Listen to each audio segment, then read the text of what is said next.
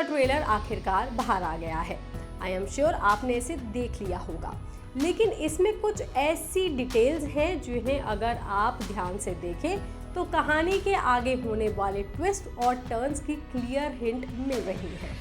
आइए हम आपको इसे सीन बाय सीन समझाते हैं। ट्रेलर स्टार्ट होता है कांधार हाईजैक के सीन से। प्लेन का विजुअल और जहूर मिस्त्री का डायलॉग, पड़ोस में ही रहते हैं हम, बूंदे भर का जोर लगा लो और बिगाड़ लो जो बिगाड़ सकते हो। आदित्य धर ने इसे डेलिब्रेटली ट्रेलर की स्टार्टिंग में डाला है, क्योंकि यही वो बात है जिससे पूरे धुरंधर ऑपरेशन की शुरुआत हुई है। आपको याद होगा कि जब फिल्म का फर्स्ट पार्ट आया था तो यही डायलॉग अजय सैन्याल यानी कि आर माधवन के कैरेक्टर ने बोला था कि मुझे किसी ने एक बार कहा था कि जो बिगाड़ सकते हो बिगाड़ लो, अब बिगाड़ने का वक्त आ गया है। और इसी डायलॉग के बाद हमें आर माधवन दिखाए जाते हैं और इसी डायलॉग पर होती है हमारे हीरो यानी कि हमजा की एंट्री और दिखाया जाता है कि वो कैसे पाकिस्तान में सब कुछ बिगाड़ रहा है। इसके बाद दिखाया जाता है कि लियारी का पार्ट जहां रहमान डकैत और उजैर के पोस्टर्स जल रहे हैं और साइड में अरशद पप्पू को स्पॉट किया जाता है, जो ये दिखाता है कि रहमान डकैत की मौत के बाद हमजा को लियारी की कुर्सी ऐसे ही नहीं मिल जाती, बल्कि पहले अरशद पप्पू उस पर अपना धावा बोलता है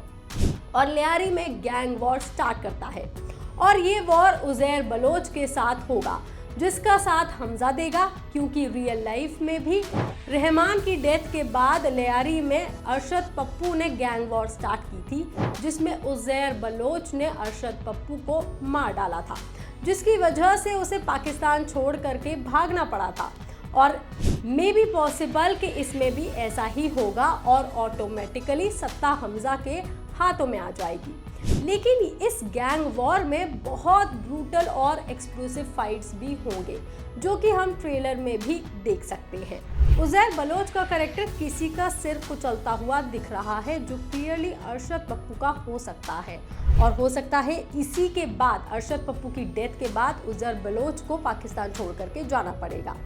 इसके बाद ट्रेलर में फिल्म के पार्ट 2 के मोस्ट अवेटेड पार्ट के फिर से ग्लिम्स दिखाए गए हैं, जो है हमजा के रियल कैरेक्टर यानी कि जसकीरत सिंह रांगी की लाइफ का। ट्रेलर में बताया गया है कि इसका इंट्रोडक्शन होगा, लेकिन इसमें अगर आप नोटिस करेंगे तो फर्स्ट पार्ट के एंड में, पार्ट 2 के पहले टीजर में और पार्ट 2 के ट्रेलर में हर जगह एक ही सीक्वेंस दिखाया जाता है। जब भी जसकीरत सिंह रांगी की बात हो रही है, एक घर में या किसी ऐसी जगह घुसता है जहां पर ऑलरेडी शादी या फिर कोई फंक्शन चल रहा है और वो वहां जाकर के ताबड़तोड़ लोगों को मार रहा होता है। और यहीं से हिंट ड्रॉप होता है कि जसकीरत सिंह रांगी का इन्हीं सीन्स में इंट्रोडक्शन होगा और इन्हीं सीन्स में उसके कैरेक्टर का क्लाइमैक्स भी आएगा। जी हाँ, वैसे तो ये क्लाइमैक्स सीन ही लग रहा है, तो इसको थोड़ा सा समझा देती हूँ मैं आपको। दरअसल जसकीरत सिंह रांगी का फर्स्ट पार्ट में जब इंट्रोडक्शन हुआ था, हमें लगा था ये कोई ऐसा नॉर्मल गैंगस्टर या ऐसा कोई बंदा होगा जिसने कोई क्राइम किया होगा और उसी वजह से उसे जेल में डाल दिया गया होगा और इसलिए अपनी सजा के तौर पर धुरंधर मिशन पर भेजा गया होगा। लेकिन इसमें एक ट्विस्ट है और वो है जसकीरत रांगी के शूज़ और उसकी गन। ये शूज़ देखिए, इस तरह के शूज़ आर्मी वाले पहनते हैं और वो जिस तरह से इस क्लाइमैक्स में अपनी गन पकड़ रहा है, ऐसे आर्मी ट्रेनिंग में पकड़ाई जाती है, जो कि हम ट्रेलर में ही जसकीरत सिंह रांगी को जब वो आर्मी की ट्रेनिंग ले रहा है तब हम पकड़ते हुए देखते हैं। तो दोनों में बहुत सिमिलैरिटीज़ है, जो कि ये दिखाता है कि वो ऑलरेडी आर्मी में ही है और लेकिन फिर उसके साथ कुछ ऐसा होता है जिसमें वो घर में किसी के घुस करके हमला करता है। अब वो ऐसा क्यों कर रहा है, वो भी इंडिया में, तो ये कनेक्ट होता है उसके पेरेंट्स या फिर फैमिली से। जसकीरत सिंह रांगी का बैकग्राउंड पंजाब से दिखाया गया है, जहां पर मिलिटेंट्स ने एक बार ऐसा हुआ था कि उन लोगों को टारगेट किया था जो उनके अगेंस्ट थे और उनको मार दिया था। शायद उसके पेरेंट्स भी उन अटैक्स में मर गए होंगे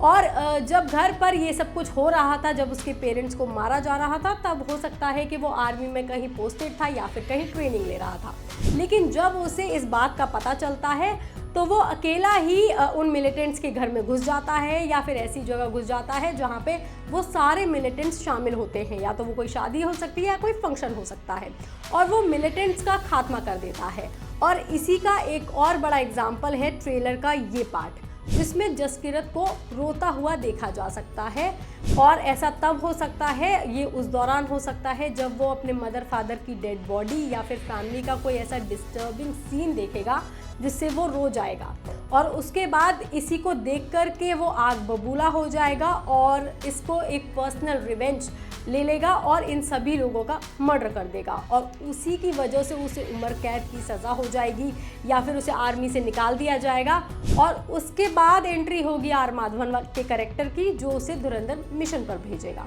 जसकीरत वाले पार्ट में एक ट्रेनिंग मोन्टाज भी देखा जा सकता है। उसकी यूनिफॉर्म पर बलिदान रेजिमेंट लिखा हुआ है, जो सजेस्ट करता है कि पहले वो इंडियन आर्मी का ही पार्ट था और किसी पर्सनल इंसिडेंट के बाद उसका कोर्ट मार्शल हो गया होगा। ट्रेलर में एक और पैरेलल चीज है, वो है टाइमलाइन की। इस फिल्म में 2 टाइमलाइन एक साथ चलेंगी और देखी जाएंगी। एक होगी जसकीरत सिंह रांगी की और एक होगी हमजा की, और दोनों में ही रिवेंज वाला पार्ट सिमिलर होगा, जो फिल्म के टाइटल को भी जस्टिफाई करता है। एक साइड में जसकीरत सिंह रांगी के घर का डिस्ट्रक्शन होगा और दूसरी तरफ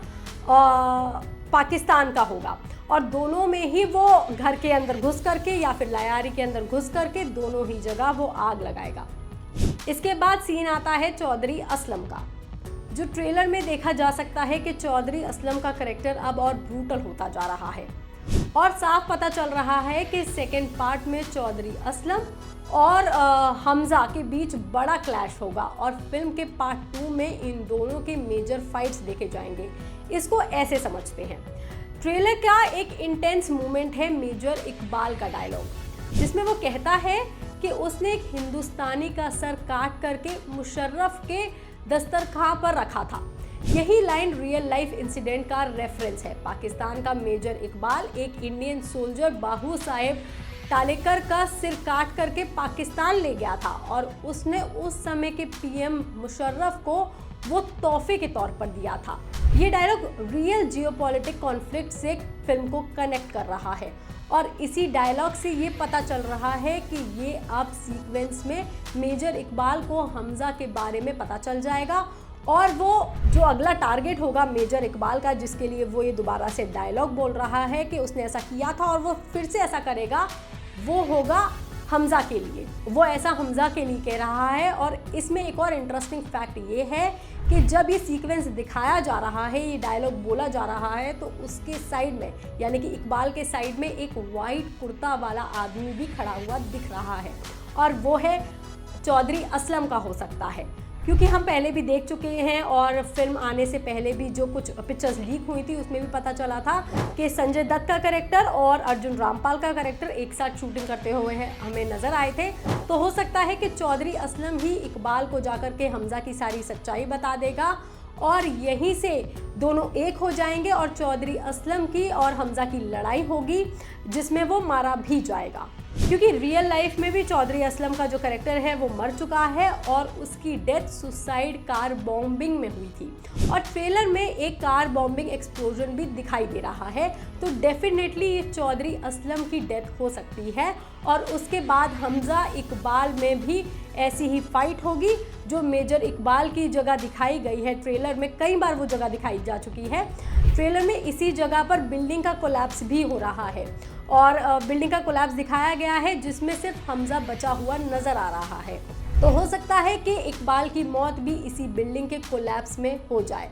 क्योंकि हम आपको बता दें कि रियल लाइफ में इलियास कश्मीरी, जिसे मेजर इकबाल का कैरेक्टर बहुत सिमिलर बताया जा रहा है, इंस्पायर्ड बताया जाता है, वो एक ड्रोन स्ट्राइक में मारा गया था, और ये वही ड्रोन स्ट्राइक हो सकती है जिसकी वजह से बिल्डिंग कोलैप्स होगी और मेजर इकबाल की डेथ हो जाएगी। तो ऐसे करके दोनों की डेथ इसमें हो सकती है, और चौधरी असलम और इसके बाद हमजा जो है वो मेजर इकबाल को भी मार देगा। ये फिल्म का एंड हो सकता है, जो कि ट्रेलर में भी साफ तौर पर दिखाई दे रहा है। ट्रेलर के एंड में फाइनली एक डायलॉग आता है, जिसमें कहा जाता है पाकिस्तान का मुस्तकबिल अब हिंदुस्तान तय करेगा, जो आपको पूरी फिल्म का कंसेप्ट दिखाकर जा रहा है। फिल्म 19 मार्च को रिलीज होने वाली है और लोकमत हिंदी आपके लिए रिव्यू भी इसको करेगा। आप तब तक देखते रहिए लोकमत हिंदी।